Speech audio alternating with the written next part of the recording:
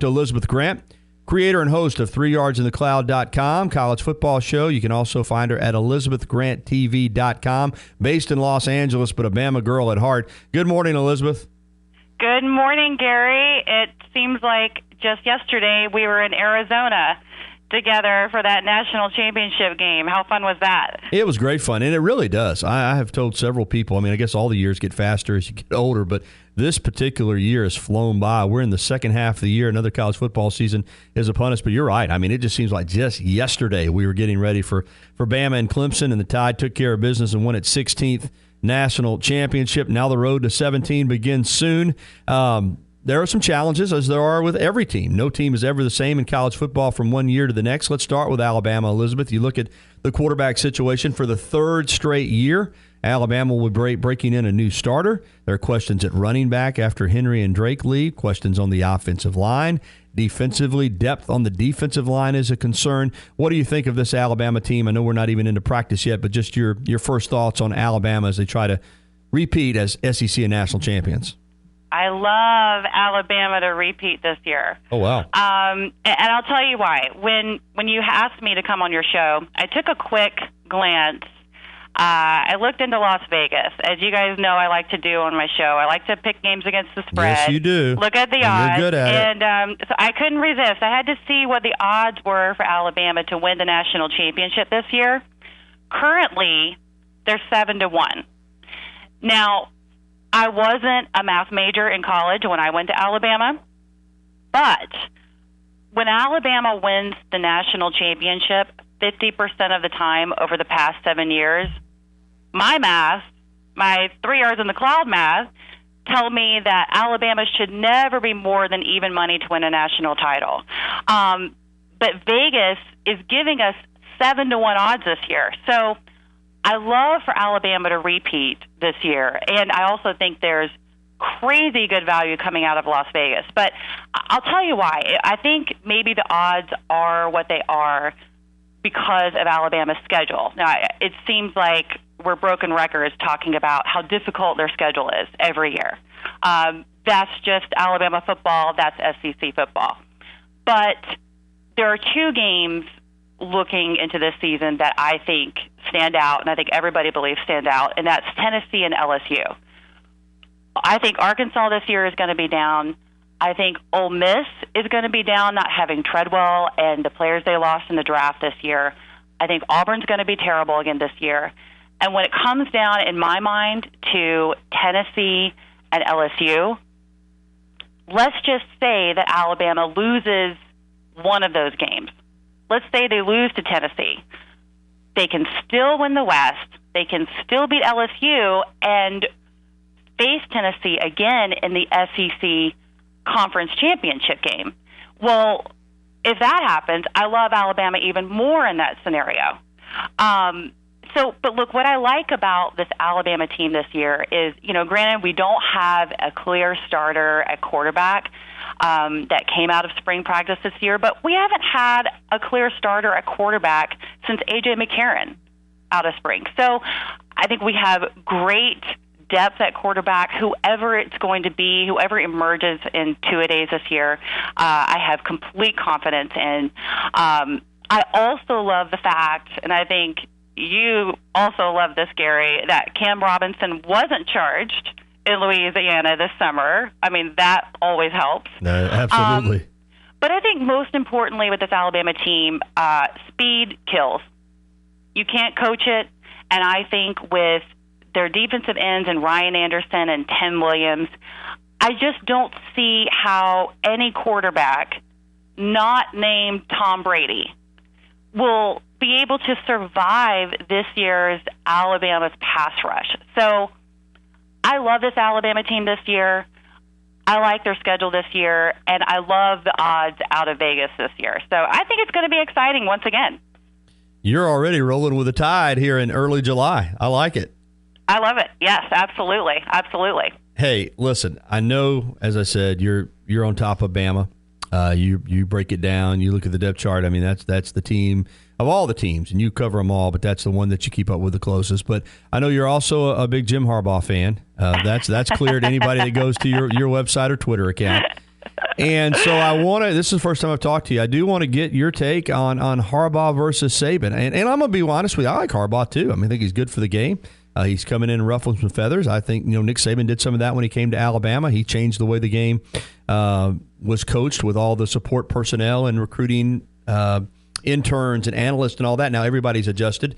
Harbaugh wanting to get an edge too, but Saban also handles things very delicately, and he never makes it personal. And I don't think he made it clear that he wasn't criticizing Harbaugh. He just is not a fan of the satellite camps. And for Harbaugh just to come back and poke the bear like that, I was a little surprised. I know he's a little bit of a loose cannon, but he went full bore after Saban. What did you think of that?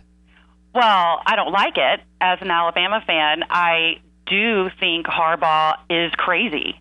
The guy is just... He's out there, isn't he? He's out there. And it's amazing to me that he can get on Twitter and just light Twitter up, yet he goes on the Colin Cowherd show and freezes and can't say a word. Say anything. So clearly there's a few things missing with Coach Harbaugh, but I still love the way Coach Harbaugh coaches the game.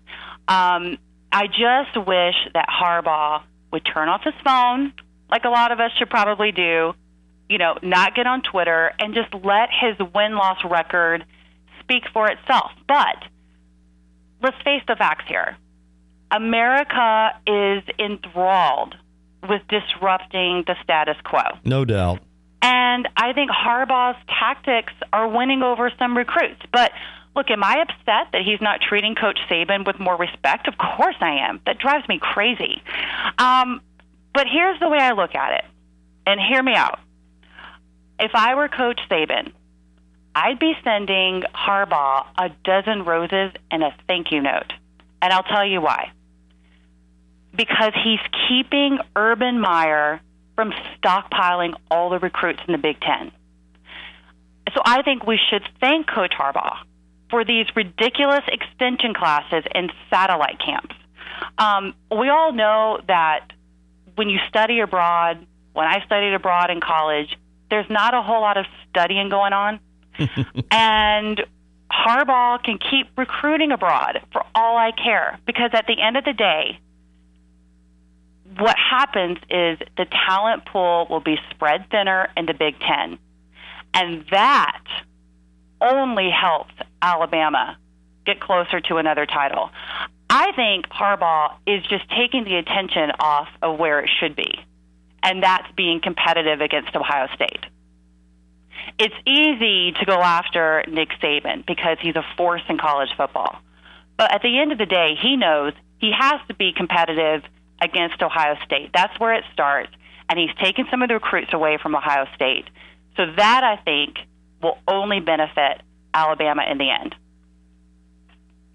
Well stated. And an interesting angle, to look at that from. Thanking Jim Harbaugh, Alabama fans. Listen to what Elizabeth said. Because that is a great point, though, because you're right. Without Harbaugh coming to Michigan, it looked like Urban Meyer was going to run roughshod over the Big Ten. That's not going to happen now. And no. Let me say this for Harbaugh, too. And I know you tweeted about this. Michigan and Notre Dame, that is one of the rivalries. It was an absolute shame that they'd quit playing, and Harbaugh just came in and said, let's fix this. We need to be playing. So they're going to play in 2018 at Notre Dame Stadium, and then the return game will be in Ann Arbor on 2019. I'm happy about that, too. Absolutely. I think it's good for college football. I love for these rivalry games to stay in place. I can't imagine a day where Alabama doesn't play Tennessee, LSU, or Auburn. Games like that need to stay in college football as part of it. And Harbaugh loves the game, and he's a player's coach. But again, yes, he ruffles my feathers. I can't stand it. It drives me crazy as an Alabama fan. But at the end of the day, I think if you really look at it, it only helps Alabama with him being there. Not that Alabama needs any help. But, look, he's a solid coach. He's crazy as a person, but he's a solid coach, and he'll be exciting to watch. He's good. Harbaugh can win with mediocre talent. So, he's one of those coaches. He put Jake Rudock in really good positions last year at quarterback to, be successful. So, again, I don't like that he's not respecting Nick Saban. He needs to learn to just respect another coach, or just put your phone down. Just put your phone down every once in a while. It'll help. But look, win the Twitter war all you want, win the social media game all you want. At the end of the day, Nick Saban has won on the field, and for that, Alabama's still top. Absolutely. All right, you've already said you like Alabama to repeat, so clearly you like them in the SEC West to get to Atlanta. Next week's SEC Media Day, so we're going to be just going crazy with college football in this program. But let's talk about the SEC East. Is this the year Tennessee, the talk becomes reality and they make it to Atlanta, or do you like somebody else out of the East Division? Your early take on the SEC East. Last year, it's funny, everyone thought I was crazy because I picked Florida to win the East. And don't look crazy now. It doesn't look crazy now, right? But, I can't pick Florida. I think they lost a lot of players, to the draft. Tennessee, it should be their year. I just can't see another situation. I don't see Georgia doing it this year. It should be Tennessee's year. But, Butch Jones is going to have to put down the excuses. And he's going to have to make some better coaching calls on the field in order to win the SEC East. But I think it just comes down to, it's more like a process of elimination with the East. And I think it should be Tennessee. I think it will be Tennessee. And look, Alabama nearly lost to Tennessee last year. It really came down to a couple of key plays that Coker made for us to win that game. It was probably one of the most physical games that Alabama played. So we're going to face that same team again this year in Knoxville. So Tennessee has everything in their favor. It's all lined up for them this year. But I think Butch Jones is going to have to make some more mature calls for Tennessee to do it. So it'll be interesting. It'll be fun to watch. I'm excited. The East needs to be better than they have been in the past. So I don't know, Gary. What do you think? I think it's Tennessee's time. I just do. I think Butch Jones is a good enough coach. He has put together the talent level. They were close last year. You can't be close forever. You've got to break through, and I see this as their year early now. I could change my mind, but right now, if you're asking me in July, and you just did, I'm picking Tennessee. I think it's their time. I think they've got most of their football team back from last year. I look at the East as being, again, in transition. I don't think Florida is going to be as good. Georgia's got a new coach. Obviously, South Carolina struggled last year, has a new coach. Can't see Kentucky and Vanderbilt being a factor. So, I think it's Tennessee's time. I do. Yeah, I do too. It'll be interesting. It'll be fun to see if Alabama makes it through and wins the West, and to see them play again in the SEC championship game. That could be a really great game. Yeah, and who knows with Missouri, again, breaking in a new coach there, even though he was the defensive coordinator, they're in transition. So I think the road is paved for Tennessee to get to Atlanta. I'll say this, Elizabeth, if they don't, you talk about a fan base that's going to be frustrated. You'll see it in Knoxville if they don't get there this year. Hey, we're talking so much about Alabama, and you like them to repeat, but what an opening game, and you're based in Los Angeles, so I want to ask you about the Trojans right off the bat, September 3rd in Arlington, Texas, Alabama, and USC, a proud program. I am reading some stuff out of Los Angeles that I'm a little surprised at I won't say arrogance, but the confidence that they seem to have under Coach Helton in regards to this game with Alabama. Now, I know they've got nothing to lose. They're a big underdog. Maybe it's a good way to approach it, but they sure sound like they're intent on coming to Arlington and shaking up the college football world. Is that the vibe you're getting out there in L.A.? Yes, it's funny because I have several friends that went to USC, and they know I went to Alabama, so they get a little bit different take as my friend than the rest of them would.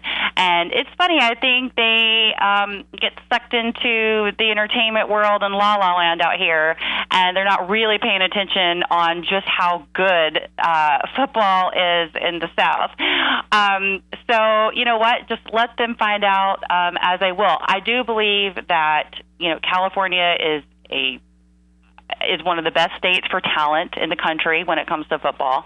And, USC has good talent on their team, Do they have the coaching staff to outcoach Nick Saban? I would take Nick Saban any day over that. I think I saw, and correct me if I'm wrong, but I think Alabama was favored by 9 in this game. It was either 9 or 11, and I love for Alabama to cover the spread in this game. I just don't see, at the end of the day, talent versus talent on these two teams. Alabama still has an edge over USC with depth, and they certainly have an edge over experience and coaching in this game. So I like Alabama all the way. But it is funny. Look, I think they're just I think they have nothing to lose, like you said. They don't really have a sense of exactly just how good football is in the SEC, regardless of what they see on TV, when you don't face it every week in the fall. So, look, maybe that's what the USC players need going into this game to give them some confidence. But I think at the end of the day, you're going to see Alabama emerge as the winner. Final thought, since you are in Los Angeles, what's been the reaction to the Rams coming back? And the reason I ask, I know on the surface around the country, people are like, yeah, football's back in L.A., they got to be thrilled. But it seemed to me that once pro football left Los Angeles, it wasn't really missed that much. I mean, there's so much to do out there, and I saw some stories where some of the people were like, yeah, I could take it or leave it. I mean, I know it's good for the city of L.A. to have an NFL team and have the Rams coming back, but overall, what's been the reaction? You think most people are positive, or some people just don't really give a flip? It's positive, but yet they don't give a flip. I think that it's one of those things that we're a little bit spoiled out here. There is a lot to do. I think they're going to have to make it flashy and pretty in order for it to survive out here in Los Angeles. They're going to get a brand new, beautiful, state-of-the-art facility to practice in. They're going to get a brand new stadium to play in. And those are the things that it takes, I think, to survive here in Los Angeles with all the competition of things to do. So, yes, everyone's excited because it will give them something else to do on a Sunday. And you do have your pockets of true football fans here and there. But, again, I think it's one of those things that the football talent, the football game won't be the driving force to get the fans there. It's going to be the pomp and the circumstance and the Hollywood factor that will keep the fans coming back to this game to watch the Rams play out here. I'm excited personally, but it's one of those things that they're happy, but they're not overly thrilled like you would think they would be, or like they should be. All right, wrapping up with Elizabeth Grant. You can follow her on Twitter at 3YITC. That's short for 3 yards in the cloud. And go ahead, Elizabeth. I know football season's right around the corner. I mentioned 3yardsinthecloud.com, ElizabethGrantTV.com, but you're about to be cranking it up here soon. I am, and I'll tell you, I'll give you a heads up. My show is going to change this year. I've done the same thing for the past couple of years where I pick games against the spread, made it fun, made it exciting and entertaining. Money in your pocket. I'm what? You made some money and put it in people's pockets. I put money in everyone's pockets if you followed my picks. And I'm still going to do my picks, but it's only going to be a small portion of the show. I've got some new things coming for you, Gary. Good. Can't wait. Well, we'll be talking to you more frequently as we get closer to football season. Appreciate the time, Elizabeth. Have a great day. Thanks, Gary. You too.